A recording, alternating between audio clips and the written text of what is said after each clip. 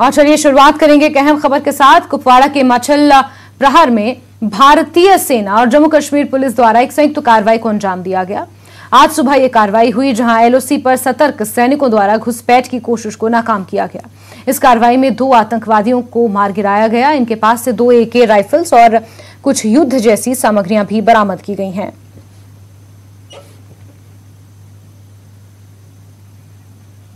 और चलिए सीधे रुख करेंगे हमारे सहयोगी याह्या का, ज्यादा जानकारियों के साथ जुड़ गए हैं।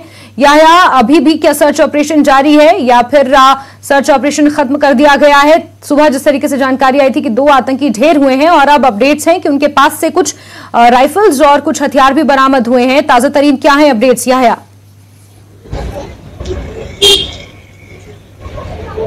जी जास्मीन, मैं आपको सबसे पहले ये बताता चलूं कि आज फौज और पुलिस ने एक मुश्तरका कार्रवाई में लाइन ऑफ कंट्रोल के नजदीक मुच्छिल सेक्टर में दरअंदाजी की एक बड़ी कोशिश को नाकाम बना दिया।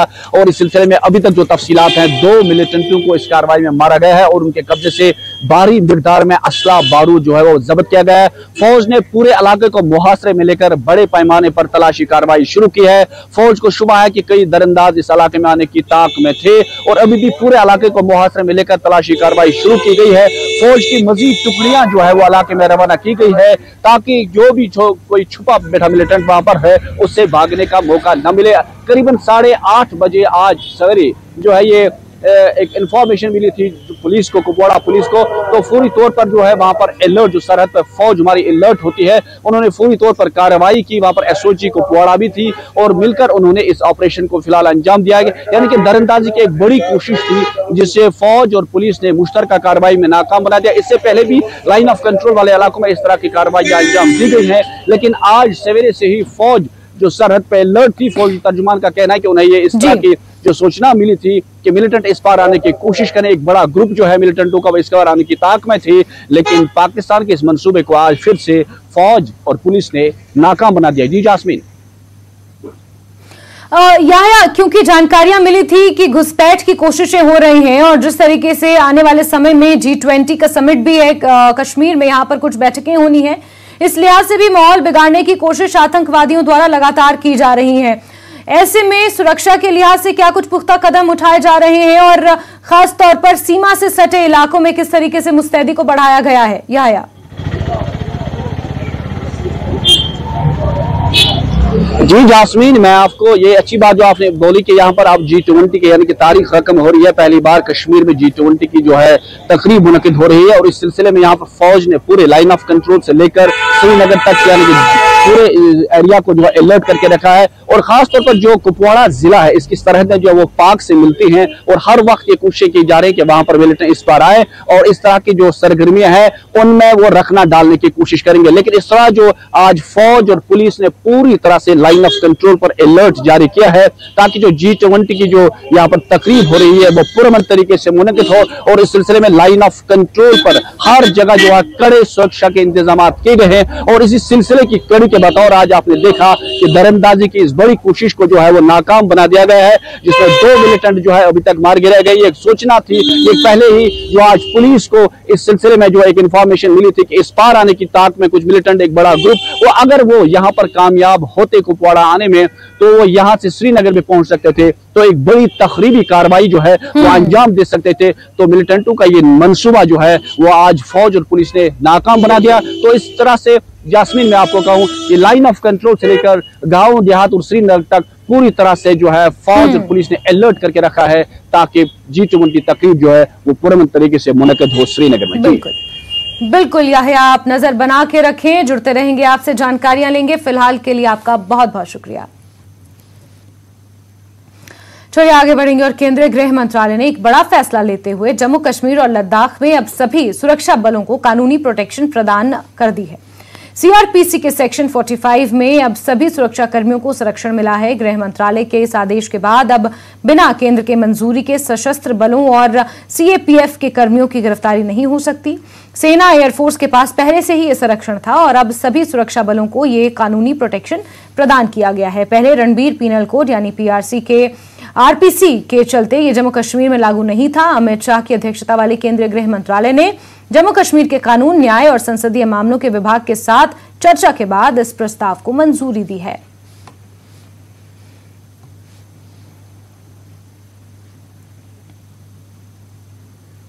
और दुनिया भर से पर्यटक डल झील को देखने कश्मीर आते हैं। डल झील के शान में इजाफा करने के लिए प्रोजेक्ट पर काम चल रहा है। इसके तहत डल में दुनिया का सबसे ऊंचा फव्वारा लगाया जाएगा। पहले चरण में 200 से 250 मीटर ऊंचा फव्वारा लगाने की योजना है। अगर ये परियोजना हकीकत में बदलती है तो ये दुनिया का सबसे ऊंचा फाउंटेन होगा।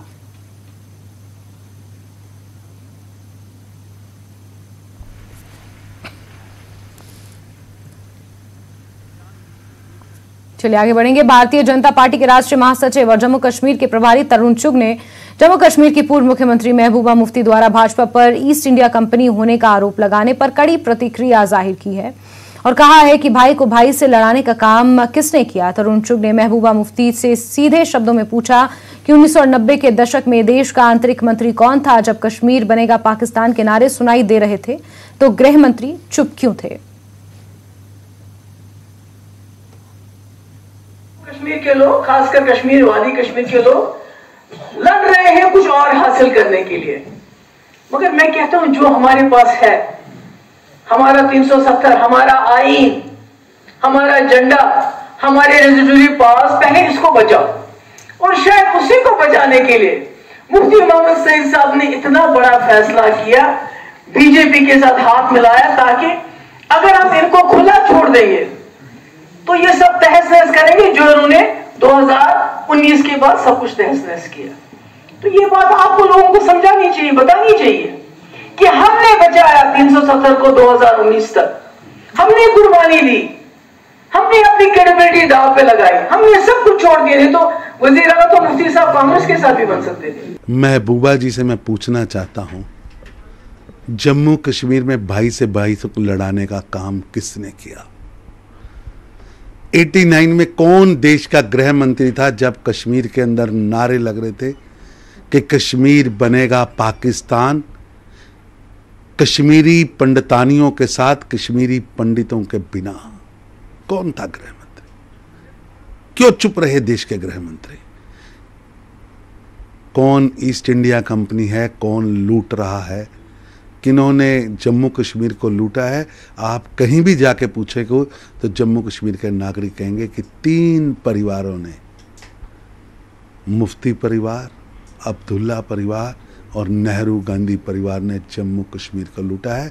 आज महबूबा जी से सहन नहीं हो रहा कि किस तरह जम्मू कश्मीर आगे बढ़ रहा है। जम्मू कश्मीर आज विश्व की बड़े बड़े कार्यक्रमों को होस्ट कर रहा है। जम्मू कश्मीर विकास की गाथा लिख रहा है। और पुंछ से इस वक्त की बड़ी खबर आपको दे रहे हैं, जहां टाटा मैजिक ऑटो हादसे का शिकार हुई है। एक चालक की इसमें मौत हो गई है और 4 लोग जख्मी हैं। मंडी तहसील में यह हादसा पेश आया है। टाटा मैजिक वाहन हादसे का शिकार हुआ है। एक शख्स की मौत और 4 लोग इसमें जख्मी बताए जा रहे हैं। तस्वीरें भी हादसे की सामने आई हैं। पुंछ से आपको इस वक्त की बड़ी खबर दे रहे हैं, जहां यह हादसा पेश आया है। टाटा मैजिक वाहन हादसे का शिकार हुई है। यह हादसा किस वजह से हुआ ये अभी तक स्पष्ट नहीं हो पाया है, लेकिन हादसे की तस्वीरें सामने आई हैं। लोगों ने राहत बचाव कार्य में मदद की है। एक शख्स की इसमें मौत हो गई है और 4 लोग जख्मी बताए जा रहे हैं। पुंछ के मंडी तहसील में यह हादसा पेश आया है।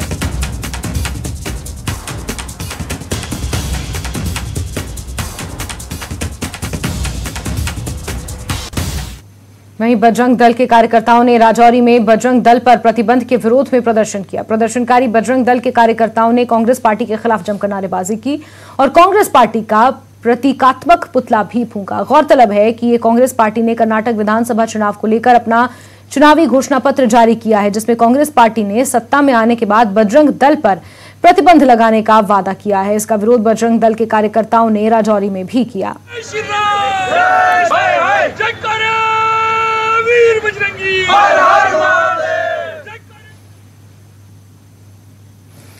जम्मू कश्मीर के बीजेपी अध्यक्ष रविंद्र रैना ने कहा है कि चुनाव आयोग को जल्द से जल्द जम्मू कश्मीर में विधानसभा चुनाव की तारीखों की घोषणा कर देनी चाहिए। अनंतनाग में पार्टी की बैठक के दौरान मीडिया से बात करते हुए उन्होंने कहा कि बीजेपी भी चाहती है कि जम्मू कश्मीर में अभी चुनाव हो।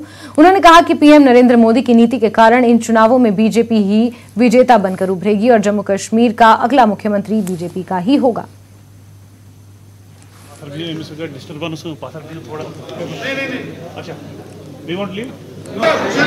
जम्मू कश्मीर में असेंबली इलेक्शंस के लिए पूरी तरीके से तैयार है। हम चाहते हैं कि इलेक्शन कमीशन बहुत जल्द इसका फैसला करे। हम चाहते हैं, बीजेपी तैयार है, क्योंकि हमें मालूम है कि रियासत जम्मू कश्मीर के लोग, जम्मू के हों या वादी कश्मीर के लोग हों, दिल खोलकर भारतीय जनता पार्टी से लोग मोहब्बत कर रहे हैं। बीजेपी से लोगों को प्यार है, क्योंकि बीजेपी ने, मोदी साहब ने गरीबों, मस्कीनों, दर्दमंदों, ज़ईफों का हमदर्द बन के मोदी साहब ने काम किया है। आज गांव गांव में मोदी साहब ने डेवलपमेंट की है, ईमानदारी से काम किया है, और मुझे यकीन है रियासत जम्मू कश्मीर की आवाम दिल खोलकर बीजेपी को सपोर्ट करेगी और यहां बीजेपी की हुकूमत होगी और अगला चीफ मिनिस्टर जम्मू कश्मीर में बीजेपी का होगा। और खबरों का सिलसिला जारी रहेगा, लेकिन वक्त एक छोटे से ब्रेक का।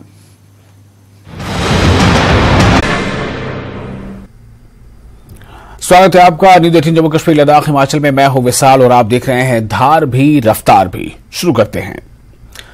सरना गांव में एक दिवसीय निःशुल्क चिकित्सा शिविर का आयोजन। एसडीएच भद्रवाह के चिकित्सकों ने मरीजों की जांच की। लोगों के बीच निःशुल्क दवाइयां भी बांटी गईं। राजौरी पुलिस ने और ब्रेक के बाद खबरों के सिलसिले को आगे बढ़ाएंगे। जम्मू कश्मीर के मुख्य सचिव डॉक्टर अरुण कुमार मेहता ने पूर्व की सरकारों के दौरान हुई वित्तीय अनियमितताओं का जिक्र किया।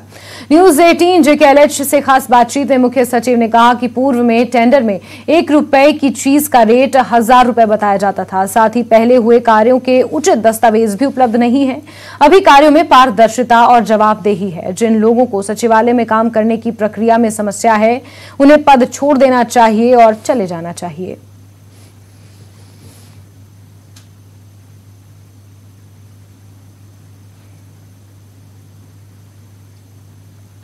सर, आज बहुत अहम बातें अंदर यहाँ पे हुई, खासतौर जो आपने कहा कि डिजिटलाइजेशन होने से एक तो करप्शन भी कम हो गया काफी ज्यादा और फाइनेंसेस भी बढ़े हैं यहाँ यूटी कश्मीर में। आप थोड़ा उस पर थोड़ा रोशनी डालें। बस 2-3 बातें बोलूंगा मैं कि 1920 में 9229 प्रोजेक्ट कंप्लीट हुए थे। इस साल 92,000 प्रोजेक्ट्स कंप्लीट हुए हैं। डिस्ट्रिक्ट्स में अगर आप लें, इसी का हिस्सा है वो। कभी 3,500 के आसपास हम स्ट्रगल करते थे, आज से 4 साल पहले। अब हम 43,000 से ऊपर काम पूरे कर चुके हैं उसी पैसे में। तो फाइनेंस डिपार्टमेंट में जो रिफॉर्म्स हुए हैं उसका बहुत बड़ा असर पड़ा है और वो दिख रहा है हर जगह। अगर आप किसी भी तरह से देखें, रोड कनेक्टिविटी देखें, हर घर नल से जल को देखें, बिजली का देखें, किसी भी मामले में देखें, 75 चीजों में तो सैचुरेट हो चुके हैं। तो फाइनेंशियल डिसिप्लिन से क्या बदलाव आ जाता है, वो जेन के उसका बहुत बड़ा एग्जाम्पल है। तो अगर हम डिजिटाइजेशन के हवाले से ही बात करें तो जो क्या माना जा सकता है कि जो प्रीवियस रिजीम्स थी यहाँ पे उस टाइम पे इरेगुलरिटीज हुई थी फाइनेंस को लेके? मैं रिजीम्स की बात नहीं करूंगा, क्योंकि वो मेरा रोल नहीं है कि हम रिजीम्स को कंपेयर करूंगा। मैं इतना जरूर बोलूंगा, अब जो हो रहा है, जैसे पहले कभी एडमिनिस्ट्रेटिव अप्रूवल नहीं होता था, टेक्निकल सैंक्शन नहीं होती थी, डीपीआर नहीं हुआ करता था, कोई सिस्टम नहीं था, टेंडरिंग नहीं हुआ करती थी, किसी को भी नॉमिनेशन पे काम देते थे जब यही पता नहीं होता काम कितने का है। अगर उतने ही पैसे में आपको 10 गुना काम कंप्लीट हो रहा है आज, तो कुछ तो बदला है। रिक्रूटमेंट्स के हवाले से आपने कहा कि बर्दाश्त नहीं किया जाएगा बिल्कुल भी किसी का तरह का स्कैम वगैरह रिक्रूटमेंट्स में, क्या कहना चाहिए सवाल? एब्सोल्यूट आर्टिकल ऑफ फेथ है एलजी साहब के लिए भी, मेरे लिए भी और भारत सरकार के लिए भी। किसी भी रिक्रूटमेंट में 0% भी एरर बर्दाश्त नहीं की जाएगी। और यहाँ पे जो भी यंग लोग हैं उनको हर तरह से भरोसा रहना चाहिए कि करंट जो सिस्टम है वो किसी भी गलत चीज को बर्दाश्त नहीं करेगा। आखिर में आपसे जानना चाहेंगे G20 क्योंकि बहुत बड़ा एक इवेंट कश्मीर के लिए है, एक इंटरनेशनल लेवल पे किस प्रकार की अभी हमारी तैयारियां हैं, किस तरह का अरेंजमेंट्स वगैरह रहेंगी, बोथ अगर हम सिक्योरिटी के हवाले से भी देखें या बाकी मैनेजमेंट भी देखें? G20 का इवेंट जो हो रहा है यहाँ पे टूरिज्म के लिहाज से हो रहा है। टूरिज्म के मामले में आपको पता ही है कि हाईएस्ट एवर टूरिज्म अभी हुई है, सब लोग खुश हैं। शिकारे वाले, होटल वाले सब लोग खुश हैं और एक माहौल बदला है। तो G20 का जो होगा यहाँ पे, कश्मीर खूबसूरत हमेशा से रहा है, पहले से भी ज्यादा खूबसूरत दिखाई पड़ेगा। एलजी साहब ने जो टारगेट दिया है 2 करोड़ टूरिस्ट का इस साल, क्या आपको लगता है कि वो इस साल पूरा हो पाएगा? 2 करोड़ से ज्यादा होगा। 2 करोड़ तो बहुत छोटा टारगेट है, वो तो हो ही जाएगा। न्यूज़ 18 से बात करने का शुक्रिया सर। और इसी खबर पर ज्यादा जानकारियों के साथ हमारे सहयोगी परवेज सीधे हमसे जुड़ चुके हैं। परवेज, हमने आपका 1-to-1 देखा जो आपने चीफ सेक्रेटरी के साथ किया। कई बातों का उन्होंने यहां पर वर्णन किया, लेकिन जो खास तौर पर जिनका जिक्र किया गया उनमें डेवलपमेंट से जुड़े प्रोजेक्ट्स और तय समय में वो डेवलपमेंट के प्रोजेक्ट्स हो रहे हैं और तस्वीर बदल रही है, उस पर उन्होंने खासा जोर दिया। परवेज। अब बिल्कुल जैस्मिन, जहां उन्होंने डेवलपमेंटल प्रोजेक्ट्स और ट्रांसपेरेंसी के हवाले से ज्यादा आज बात की, वहीं साथ में उन्होंने ये भी कहा कि जो पिछला सिस्टम यहाँ पे रहता था और उसमें कितना करप्शन और कितना उसमें इरेगुलरिटीज होती थी, क्योंकि हमने देखा जो उनका कहना है कि जब पहले काम यहाँ पे अलॉट होते थे, चाहे वो किसी चीज की कंस्ट्रक्शन का काम हो या कोई टेंडर वगैरह हो, तो उसमें न DPR बनते थे, न एडमिनिस्ट्रेटिव अप्रूवल होता था और न प्रॉपर डॉक्यूमेंटेशन उसमें होती थी, यानी कि सीधे सीधे सिफारशी तौर पे ऐसे काम दिए जाते थे और एग्जैक्ट अमाउंट किस चीज का टेंडर का होना चाहिए वो भी उसमें मेंशन नहीं रहता था। तो उनका साफ ये कहना था कि जो 2019 के बाद जो इकदामात उठाए गए, खास तौर जो डिजिटाइजेशन किया गया हर एक चीज में और टेंडरिंग का जो सिस्टम इंट्रोड्यूस किया गया, उससे जो ऐसी करप्शन है उसमें काफी कमी पेश आई है और जो इस ट्रांसपेरेंसी से और जो इस करप्शन फ्री माहौल से बौखलाए हुए हैं उन पे खूब तनकीद उन्होंने कसी। यहाँ पे उनका साफ कहना था कि आज से 3 साल पहले, यानी कि 2019 से पहले अगर सेक्रेटरेट में देखें तो जो यहाँ का सेक्रेटरेट है वहां पे फंड्स की नीलामी हुआ करती थी। ये कहना था chief secretary doctor Arun Kumar Mehta का। यहाँ पे फाइनेंस डिपार्टमेंट की एक फंक्शन SKC में मुनक्कद हुई जहां पे इन सब बातों का उन्होंने खुलासा किया। उनका साफ कहना था कि तकरीबन 11.5 लाख बेनिफिशरीज ऐसे थे फूड एंड सप्लाईज डिपार्टमेंट में जो फेक तौर से रजिस्टर्ड थे और फेक तरीके से वो वहां से जो मुख्तलिफ स्कीमों के तहत जो है वो पैसे ऐंठते थे और उन 11.5 लाख लोगों को भी रास्ता दिखाया गया है। और साथ में उन्होंने इशारा दिया कि जिन लोगों ने उनको लगाया है उन्होंने उस पर शोर भी नहीं मचाया क्योंकि उससे उनकी पोल खुल जाती। तो पूरी तरह से जो करप्शन और ट्रांसपेरेंसी के हवाले से उन्होंने बात की, खास तौर डिजिटाइजेशन के हवाले से उन्होंने बात की। उनका ये भी कहना था कि कितने प्रोजेक्ट्स यहाँ पे पहले कंप्लीट हुआ करते थे और कितने आज की डेट में हुआ। जो डेटा उन्होंने दिया उनका कहना था कि 7,000 करोड़ के करीब जो है प्रोजेक्ट्स यहाँ साल भर में कंप्लीट होते थे और आज की डेट में 92,000 करोड़ के प्रोजेक्ट जो हैं वो यहाँ पे साल भर में कंप्लीट किए जाते हैं। ये कहना था चीफ सेक्रेटरी का। साथ में ही जो फाइनेंस डिपार्टमेंट के मुलाजिमीन वहाँ प्रेजेंट थे उनको भी उन्होंने आगाह किया और उनको भी वार्न किया कि वो शफाफियत रखे सिस्टम में, अपने सारे इसमें जो कामकाज करने का तरीका है और बिल्कुल कैटेगोरिकली कहा कि जो करप्शन है उसको बिल्कुल बर्दाश्त नहीं किया जाएगा। जेके बैंक के हवाले से भी बात की। उन्होंने कहा कि जेके बैंक में भी किस तरह से डाउनफॉल देखा गया और अच्छी खबरों के लिए वो सुर्खियों में नहीं रहा करता था पिछले सालों में, उसमें भी शफाफियत लाई गई है। और सबसे बड़ा अहम जो उन्होंने पॉइंट यहाँ पे उठाया वो यही है कि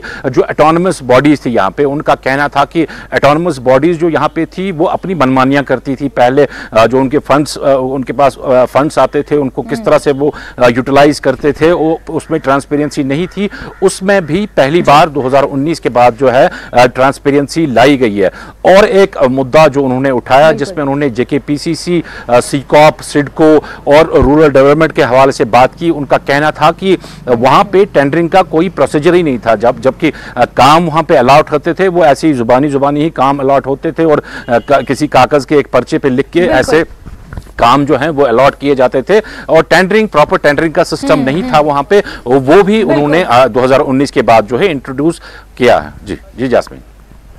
बिल्कुल बिल्कुल परवेज, और उन लोगों पर भी वो निशाना साधने से नहीं चूके और उन्होंने साफ शब्दों में कहा कि जिनको जम्मू कश्मीर का विकास नहीं दिख रहा है और उनको ये नहीं दिख रहा है कि प्रोजेक्ट्स तय समय में पूरे हो रहे हैं और उनकी सराहना नहीं कर सकते, तो उन लोगों को पद छोड़ देना चाहिए। ये भी उन्होंने अपने भाषण में कहा, अपने इंटरव्यू में कहा।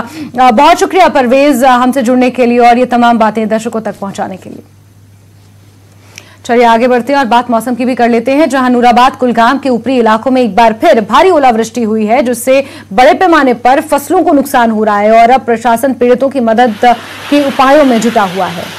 इलाके में ओलावृष्टि की ताजा तस्वीरें सामने आई हैं, जिससे फसलों को नुकसान हो रहा है और अब प्रशासन नुकसान का आकलन कर रहा है और किस तरीके से नुकसान की भरपाई की जाए, इसके उपाय खोजे जा रहे हैं।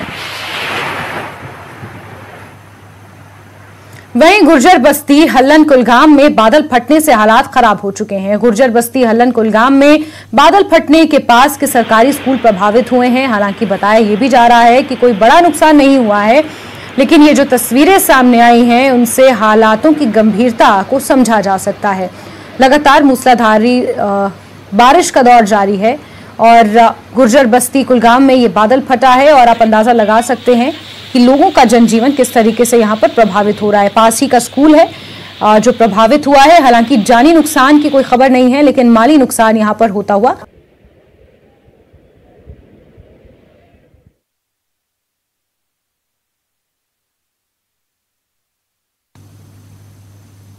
तो बादल फटने की वजह से नाले जैसी स्थिति यहां पर बन गई है और लगातार बारिश का दौर जारी है। आगे बढ़ेंगे और हिमाचल की खबरों का रुख करेंगे, जहां आज सुक्खू कैबिनेट की बैठक होनी है, जिसमें कुछ फैसले लिए जा सकते हैं। बैठक राज्य सचिवालय में दोपहर 3 बजे होगी। सूत्रों के अनुसार कैबिनेट की बैठक में ओपीएस और इसकी एसओपी को मंजूरी मिल सकती है। साथ ही शिक्षक भर्ती को लेकर नीति बनाने पर भी चर्चा संभव है।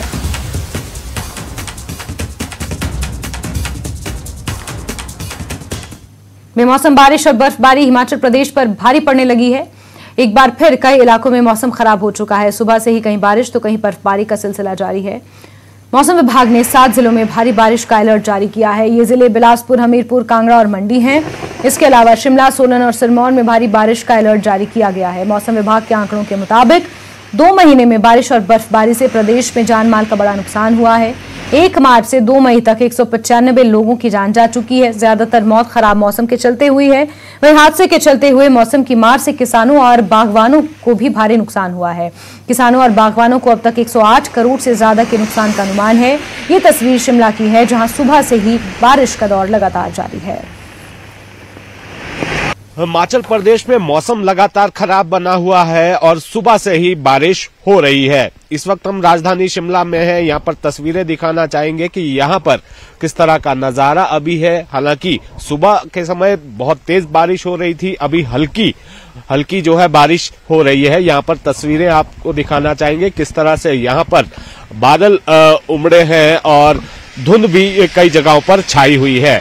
मौसम विभाग का ये कहना है कि ये जो दौर है आज शाम तक जारी रहेगा। कल से जो है मौसम जो है थोड़ा साफ रहने की उम्मीद है, लेकिन 6 मई से फिर से मौसम जो है फिर खराब होगा। और ये भी मौसम विभाग का कहना है कि पश्चिमी विक्षोभ जिस तरह से सक्रिय है अभी उत्तराखंड की ओर जो है ये बढ़ रहा है, तो इस जो ये हैवी रेनफॉल है इसका जो असर अभी सोलन, सिरमौर, शिमला और किन्नौर जिला में देखने को मिलेगा। और यहाँ शिमला में जिस तरह से बारिश हो रही है, प्रदेश के अलग अलग हिस्सों में बारिश हो रही है, ऊंचाई वाले स्थानों पर जो है बर्फबारी हो रही है। जैसे कि मौसम विभाग की तरफ से भी जानकारी दी गई है, लाहौल स्पीति के बहुत सारे इलाके हैं जहां पर बर्फबारी हुई है। कई स्थानों पर रोड भी बंद पड़ा है। दो NH भी बंद पड़े हुए हैं लाहौल स्पीति में और किन्नौर की ऊंची चोटियों पर और कुल्लू की ऊंची चोटियों पर भी बर्फबारी हुई है। तो यहाँ पर ठंड भी काफी देखी जा रही है और ऐसा माना जा रहा है कि कल से थोड़ी राहत मिलने की उम्मीद है। मौसम साफ होने की उम्मीद कल जताई गई है। शिमला से कैमरा सहयोगी दीपक राणा के साथ रणबीर सिंह, न्यूज़ 18 हिमाचल।